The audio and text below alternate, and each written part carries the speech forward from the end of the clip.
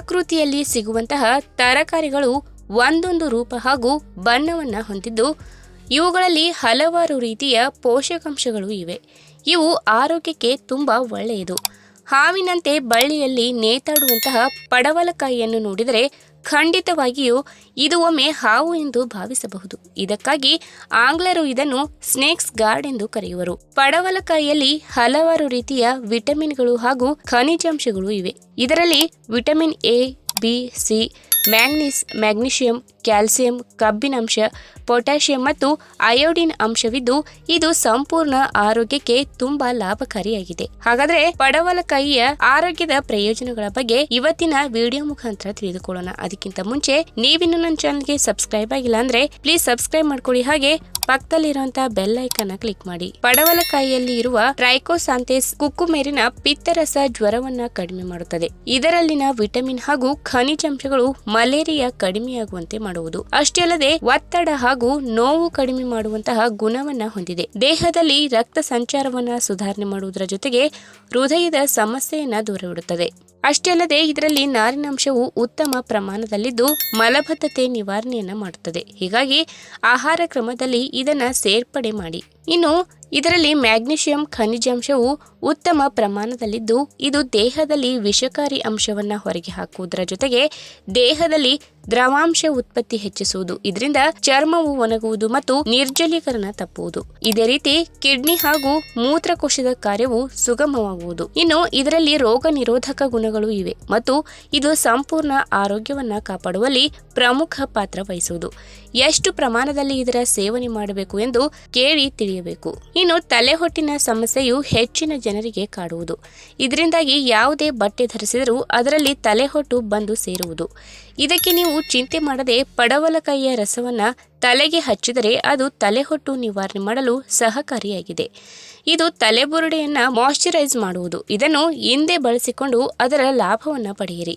ಇನ್ನು ಪಡವಲಕಾಯಿಯು ಮಧುಮೇಹ ಸಂಬಂಧಿ ಸಮಸ್ಯೆಗಳನ್ನ ಕಡಿಮೆ ಮಾಡುತ್ತದೆ. ಇದನ್ನು ಮಧುಮೇಹಕ್ಕಾಗಿ ಔಷಧಿಗಳಲ್ಲಿ ಬಳಕೆ ಮಾಡಲಾಗುತ್ತದೆ. ಇದರಲ್ಲಿ ತುಂಬಾ ಕಡಿಮೆ ಕ್ಯಾಲರಿ ಇದ್ದು ತೂಕವನ್ನ ನಿಯಂತ್ರಣದಲ್ಲಿ ಇಡಲು ಮತ್ತು ದೇಹಕ್ಕೆ ಬೇಕಾಗುವಂತಹ ಪ್ರಮುಖ ಪೋಷಕಾಂಶಗಳನ್ನು ಪಡೆಯಲು ಇದು ಸಹಕಾರಿಯಾಗಿದೆ.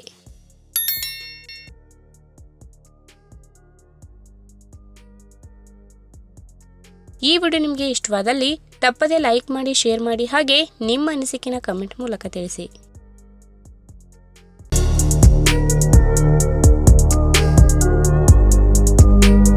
ಯಾವುದಾದರೂ ತರಕಾರಿಯಲ್ಲಿ ಸಮೃದ್ಧವಾಗಿ ದೇಹಕ್ಕೆ ಅಗತ್ಯವಾಗಿ ಬೇಕಾದಷ್ಟು ಆಂಟಿ ಆಕ್ಸಿಡೆಂಟ್ ಅಂಶಗಳು ಮತ್ತು ವಿಟಮಿನ್ ಅಂಶಗಳು, ಖನಿಜಾಂಶಗಳು ಇರುತ್ತವೆ ಎಂದರೆ ಅದು ಬೀಟ್ರೂಟ್ ಎಂದು ನೇರವಾಗಿ ಹೇಳಬಹುದು. ಇದರಿಂದ ಸಲಾಡ್ ಮತ್ತು ಜ್ಯೂಸ್ ತಯಾರು ಮಾಡಿ ಸೇವನೆ ಮಾಡಿದರೆ ಬಹಳಷ್ಟು ಆರೋಗ್ಯ ಪ್ರಯೋಜನಗಳು ಮತ್ತು ಇನ್ನು ಅನೇಕ ತರಹದ ಲಾಭಗಳು ಸಿಗುತ್ತವೆ. ನಾರಿನ ಅಂಶ ಇಲ್ಲದೆ ಇದ್ದರೂ ಕೂಡ ದೇಹದ ಜೀರ್ಣಶಕ್ತಿಯನ್ನ ಅತ್ಯುತ್ತಮವಾಗಿಸುವ ಅದ್ಭುತ ತರಕಾರಿ ಎಂದರೆ ಅದು ಬೀಟ್ರೂಟ್.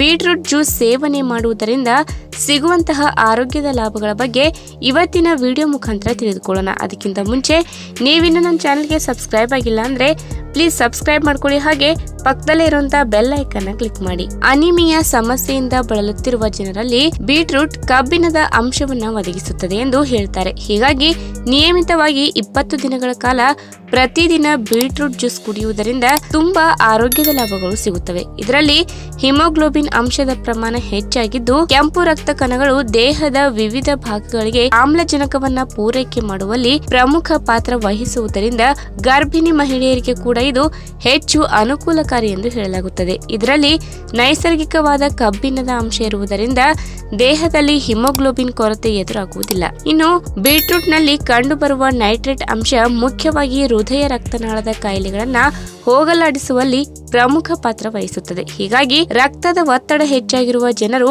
ಬೀಟ್ರೂಟ್ ಸೇವನೆಯನ್ನ ಅಥವಾ ಬೀಟ್ರೂಟ್ ಜ್ಯೂಸ್ ಸೇವನೆಯನ್ನ ಅಭ್ಯಾಸ ಮಾಡಿಕೊಂಡರೆ ದೇಹದಲ್ಲಿ ಸರಾಗವಾದ ರಕ್ತ ಸಂಚಾರ ನಡೆಯುತ್ತದೆ. ಹೀಗಾಗಿ ಹೃದಯದ ಆರೋಗ್ಯವನ್ನ ಮತ್ತು ಹೃದಯ ರಕ್ತನಾಳದ ಕಾಯಿಲೆಯನ್ನ ನಿಯಂತ್ರಣದಲ್ಲಿಟ್ಟುಕೊಳ್ಳಲು ಬೀಟ್ರೂಟ್ ಜ್ಯೂಸ್ ಹೆಚ್ಚು ಸುರಕ್ಷಿತ ಮತ್ತು ಹೆಚ್ಚು ಆರೋಗ್ಯಕರ ಕೂಡ ಹೌದು. ಇನ್ನು ನಮ್ಮ ಮೆದುಳಿನ ಜೀವಕೋಶಗಳಲ್ಲಿ ನೈಟ್ರೇಟ್ ಅಂಶ ಕಡಿಮೆಯಾದರೆ ಅದರಿಂದ ರಕ್ತ ಸಂಚಾರ ಕಡಿಮೆಯಾಗುತ್ತದೆ. ಮೆದುಳಿನ ಅರಿವಿನ ಸಾಮರ್ಥ್ಯ ಕೂಡ ಕ್ರಮೇಣವಾಗಿ ಕ್ಷೀಣಿಸುತ್ತದೆ.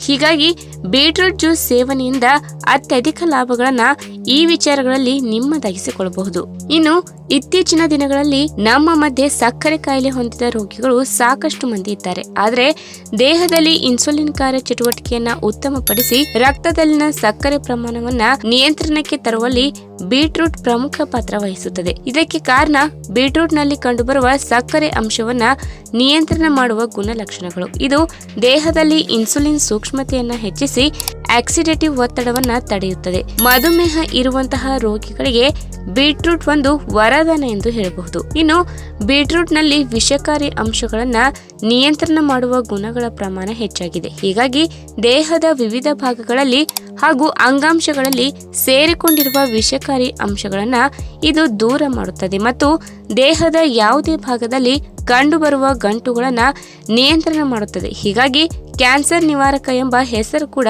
ಬೀಟ್ರೂಟ್ಗೆ ಇದೆ. ಈ ವಿಡಿಯೋ ನಿಮಗೆ ಇಷ್ಟವಾದಲ್ಲಿ ತಪ್ಪದೇ ಲೈಕ್ ಮಾಡಿ, ಶೇರ್ ಮಾಡಿ, ಹಾಗೆ ನಿಮ್ಮ ಅನಿಸಿಕೆನ ಕಮೆಂಟ್ ಮೂಲಕ ತಿಳಿಸಿ.